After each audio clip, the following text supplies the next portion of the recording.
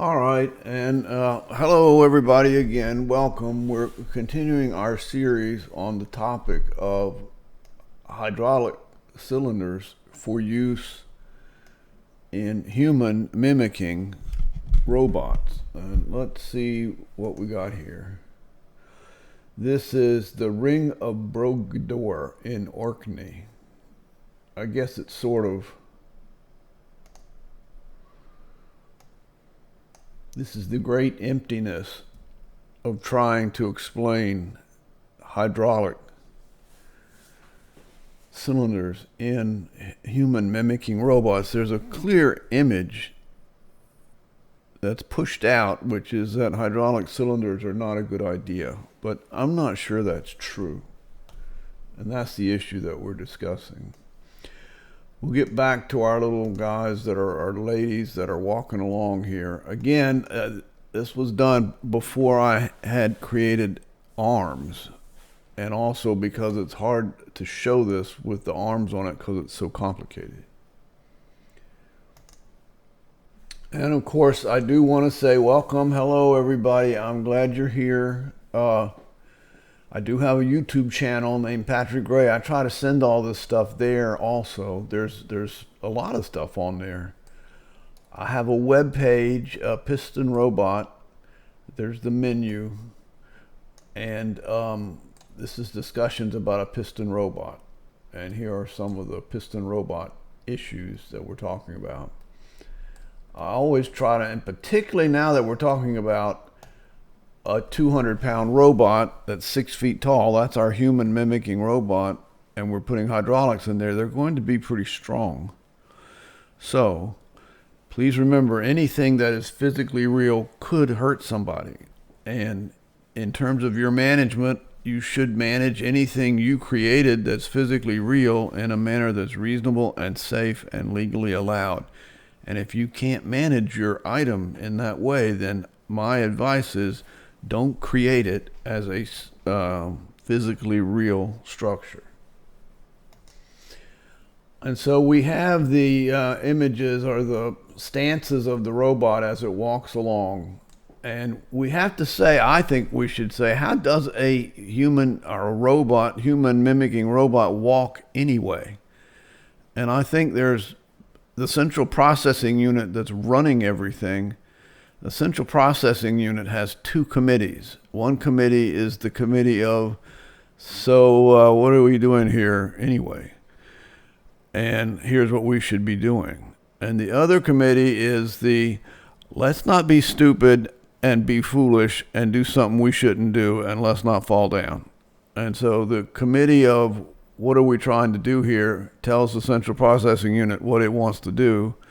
And then the central processing unit hands command of the robot over to the committee of, let's not do anything stupid and fall down. And the command of the robot goes back and forth between those two activities. And that is, I think, how it moves. We want it to be able to move forward, but we also want it to monitor what it's doing and have in place activities that keep it from falling. And I want to look at some things related to humans walking, but I'm going to use a different model because it's easier to work with. And this is a model I created of a drone that I was working on, a heavy lift drone, and it's just, I think, kind of pretty. It doesn't have much to do with walking. I created these mannequins. These mannequins are very simple. They're not real. They're not human. But they're about the size and proportions of a human, and it lets us look at things that humans can do. And this is something yourself can do. You can take yourself standing with your feet on the floor and lift up your back foot, lean backwards, and lift up your front foot. And you can go back and forth between the front foot's in the air and the back foot's in the air. Back and forth, back and forth. You can do that. You can also lean yourself to the left and to the right so that Your let's see, left foot is off the ground, and then you lean over and your right foot's off the ground, and you lean back and your left foot's off the ground, back and forth, back and forth. You can do that. That's something that human beings can do. And your human mimicking robot should be able to do that. And the other thing is you can shift your pelvis, or human beings can do that because of the range of motion of their joints. They can lean off to the right and lean off to the left. That is something that human beings can do, and you can do that. And that's how human beings walk. They take a combination of these motions and they put them together to get the robot walking. So if you wanted to, you can start to combine these motions, and this should be very natural for you as a human. And the question becomes, why don't the rotary encoder, why don't the humanoid robots do this? So you're standing there, your feet are on the ground, you lean back and lift up your left foot.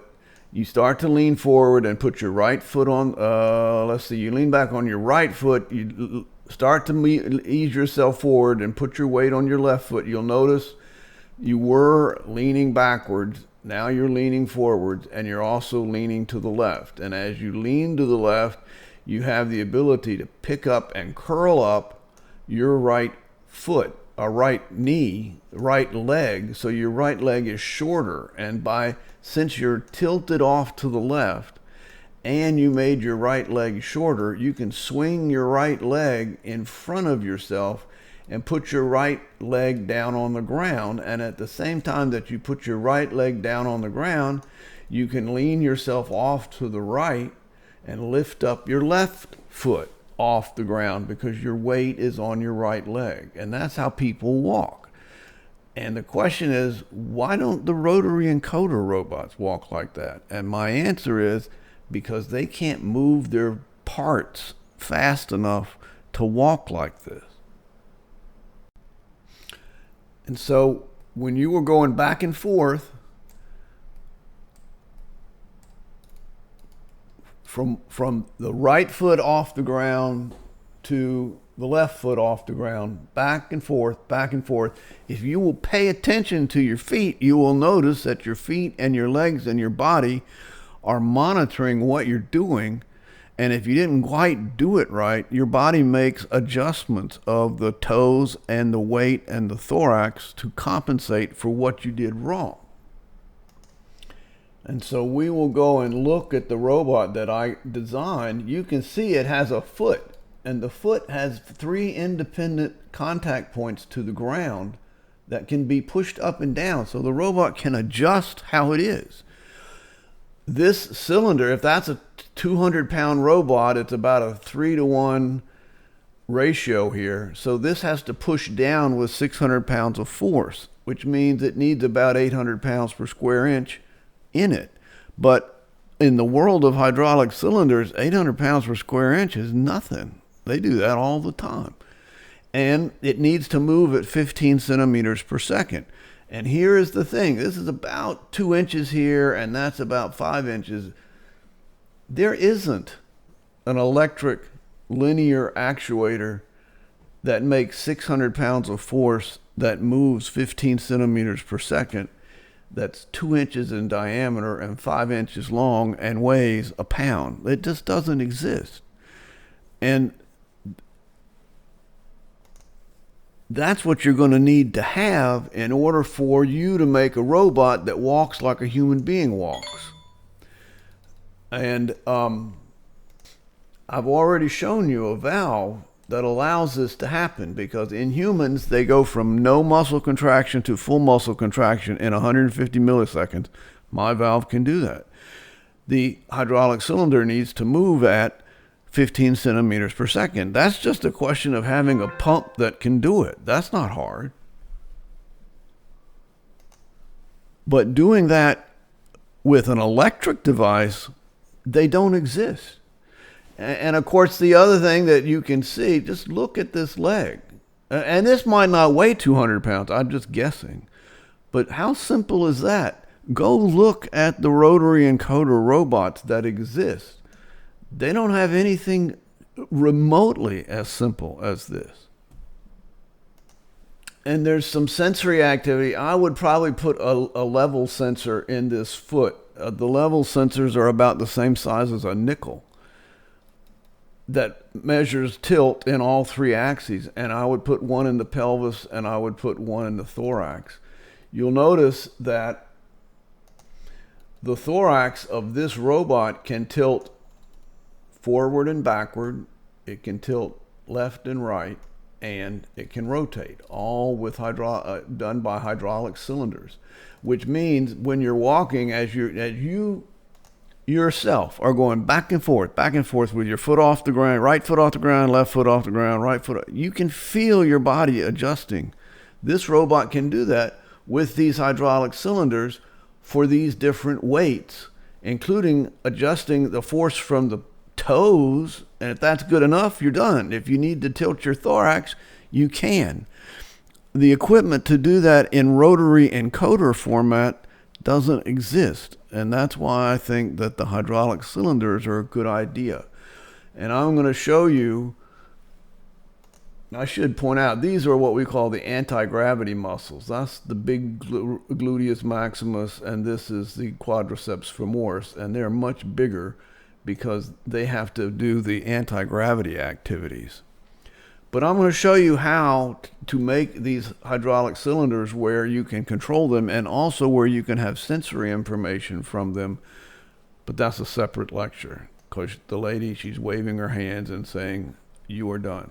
So this is the reason why I am pushing for or pushing out or trying to make the concept that we should be careful to walk away from hydraulic cylinders if we want to make a robot that behaves like a human being behaves. And I rendered this out as a 200 megabyte PNG just because I thought it was cool. How do rotary encoder robots walk? I worked the emergency room for years and did surgery, and human beings, when their abdomen is infected, it hurts, and they don't want to do anything that makes it hurt. They don't want to bump it or jar it, and they don't want to walk in a way where they put muscle contractions in their abdomen. And if, for example, a lady has a C-section, they're frequently young. They've never had anything like this. Their stomach was cut open. Their connective tissue was cut open, their uterus was cut open and put all back together again, and then you want to get them out of bed and walking, and they just look at you like, what are you talking about? Because they're scared and it hurts. And there's a very specific way that people walk when their abdomen is really hurting, an acute abdomen.